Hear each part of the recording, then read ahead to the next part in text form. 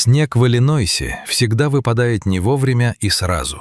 Так, будто пытается загладить какую-то старую вину перед землей, засыпая домики, дороги и подстриженные газоны ровным глухим слоем ваты. Дон Визик не любил зимние вечера. Он работал на местном небольшом предприятии, где день тянулся свинцово и монотонно, а путь домой зимой превращался в испытание. Сначала прогреть старый пикап, затем с трудом пробраться сквозь туманную снежную круговерть по загородной трассе. В тот вечер ветровое стекло леденело быстрее, чем дворники успевали счищать изморозь. Когда Дон, наконец, свернул на свою улицу и подъехал к частному дому, на улице уже совсем стемнело. Единственным источником света оставались тусклые желтые фонари и синеватые отблески снега. Мимо его участка только что проехала тяжелая коммунальная снегоуборочная машина. Дон услышал ее низкий гул еще за пару кварталов. Снегоочиститель промчался, оставляя за собой вдоль подъездной дорожки внушительный плотный отвал из прессованного снега и ледяной крошки. Дон вздохнул, понимая, что перед тем, как загнать машину, придется немного помахать лопатой. Он вылез из пикапа, подставив лицо колючему ветру, и пошел к границе своего участка. Именно тогда он и заметил ее. Возле самой дорожки, полупогребенная под свежим тяжелым пластом, который только что выбросил ковш снегоуборщика, торчала пластиковая переноска. Обычный дешевый контейнер для перевозки животных, серый и неприметный. Он был почти полностью засыпан, снежная масса забила боковые решетки, налетела сверху куполом и буквально впрессовала пластик в сугроб. Первой любовной или хотя бы тревожной мысли в голове Дона не возникло. Людям свойственно выкидывать мусор. Мало ли кто оставил у дороги пустой контейнер или выбросил старые вещи. Дон решил просто откинуть пластик в сторону, чтобы он не мешал проезду, и уже сделал шаг к переноске, когда взгляд зацепился за мелкую, абсолютно нехарактерную деталь. На слепяще-белом, хаотичном фоне свежевыпавшего снега выделялось что-то чужеродное, маленькое, темное, с мягкими контурами. Дон нагнулся ниже. Из щели в верхней решетке переноски, там, куда снегоуборщик еще не успел натрамбовать ледяную корку, торчал кончик серого кончика уха. Оно не двигалось, но было абсолютно живым на вид, снежной шерсткой, тронутой инеем. «Черт!» — выдохнул Дон. Голос потонул в гуле ветра. В ту же секунду усталость как рукой сняло. Дон бросился к сугробу на колени, не заботясь о том, что джинсы моментально промокают. Он начал ошалело, скребя ногтями и перчатками, раскапывать слежавшийся снег. Снег был тяжелым, мокрым, он забивался под ногти и леденел в пальцах, но парень панически рвал его руками, освобождая пластиковые стенки. Дверца переноски оледенела и поддавалась с трудом. Дон нажал на защелку, рывком распахнул ее и заглянул внутрь. На самом дне, вжавшись в забившийся через вентиляцию снег, лежала кошка. Она свернулась в плотный серый клубок, превратившись в маленькое ледяное изваяние. Дыхания практически не было видно. Ни пара, ни движения боков. На секунду Дону показалось, что он опоздал, что все это бессмысленно. Он осторожно просунул руки в ледяную коробку и подхватил животное. Кошка была невероятно холодной, ее шерсть на ощупь казалась стеклянной, а тело было сковано той страшной неподвижностью, которая бывает только при глубоком переохлаждении. Но когда Дон прижал ее к своей теплой куртке, серый клубок едва ощутимо дрогнул. Из груди животного вырвался слабый, едва слышный, прерывистый звук. Не то сиплый вздох, не то попытка мяукнуть. «Жива», — прошептал Дон. «Держись, милая, держись». Забыв про незапертый пикап, про лопату и про занесенную снегом дорожную полосу, Дон побежал к дому. В доме было тихо и тепло. Дон первым делом рванул в спальню, сдернул с кровати самое толстое флисовое покрывало, после чего помчался на кухню. Он бережно положил замерзший серый комок на диван, осторожно очистил ее шерстку от крупнозернистого снега и начал заворачивать в несколько слоев ткани. Руки парня дрожали от адреналина. Он достал из кладовки старый электрический обогреватель, включил его в розетку и направил поток теплого воздуха на образовавшийся на диване кокон. Первые полчаса Дон не отходил от нее ни на шаг.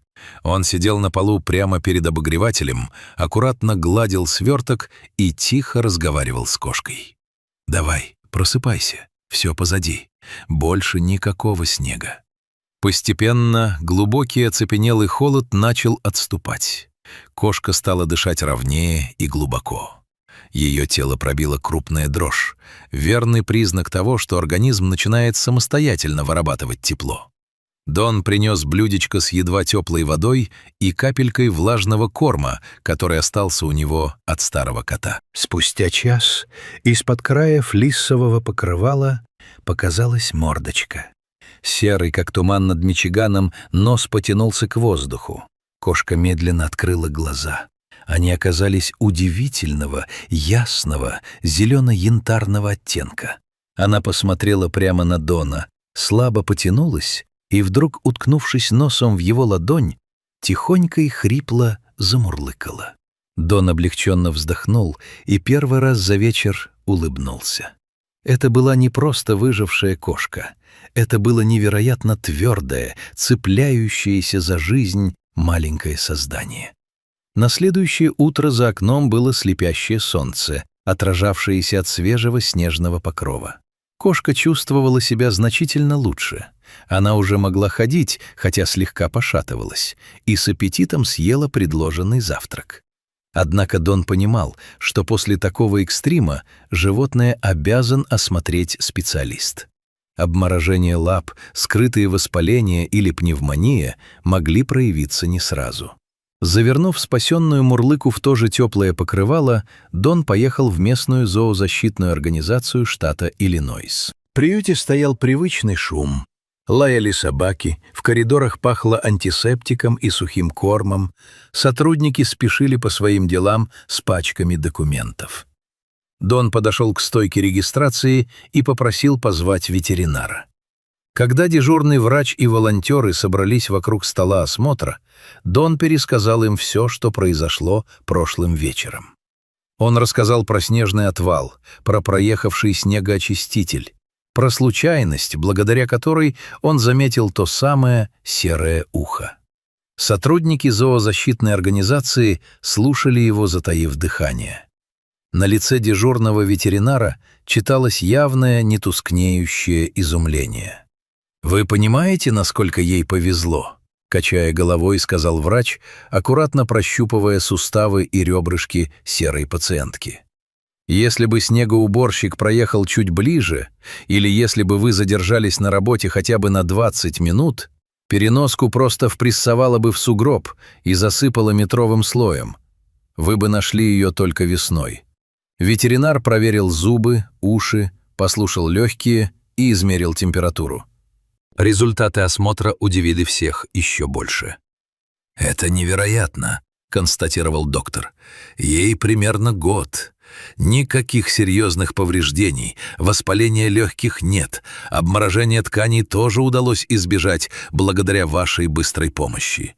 Она абсолютно здорова, и, судя по всему, у нее потрясающий характер». Сдернув с себя ярлык уличной дикарки, кошка прямо на смотровом столе начала тереться головой о руки ветеринара, а затем перебралась на плечо к Дону и принялась громко, ритмично мурлыкать на весь кабинет. Она оказалась поразительно ласковой, общительной и доверчивой к людям, несмотря на то, как жестоко с ней поступил предыдущий хозяин. Сотрудники зоозащитной организации сразу же начали расследование. Они попытались опросить жителей улицы, на которой жил Дон, и подали запрос в местную полицию, чтобы проверить записи с камер наблюдений, если такие имелись неподалеку.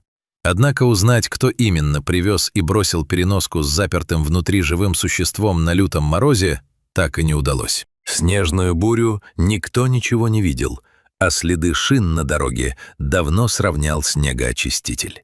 Человек, предавший серую кошечку, остался безымянным шэдоу-силуэтом. Но для самой кошки это уже не имело никакого значения. История о чудесном спасении из снежного плена мгновенно разлетелась по соцсетям и местным сводкам приюта. Сотрудники опубликовали фотографию серой красавицы с зелеными глазами, рассказом Дона и призывом найти для нее самый лучший дом. Откликов пришли десятки. Люди были тронуты до глубины души. Из всех кандидатов зоозащитники выбрали молодую, теплую и очень ответственную семью, которая давно искала себе питомца и располагала всеми условиями для комфортной жизни кошки. Когда новые хозяева впервые приехали познакомиться с ней в приют, кошка выбежала к ним навстречу без тени страха. Она сразу запрыгнула на колени к своей новой хозяйке, словно всегда знала, что этот день настанет. Семья решила дать ей имя, которое навсегда бы напоминало об истоках ее новой жизни, но при этом звучало красиво и поэтично. Ее назвали «Винтер», что в переводе с английского означает «зима». Теперь у Винтер есть все, о чем может мечтать кошка. Мягкие лежанки у настоящих теплых батарей, бесконечные запасы вкусного корма и, самое главное, люди, которые ее искренне любят и никогда больше не оставят на морозе. А Дон Визик до сих пор иногда заглядывает в приют и общается с волонтерами.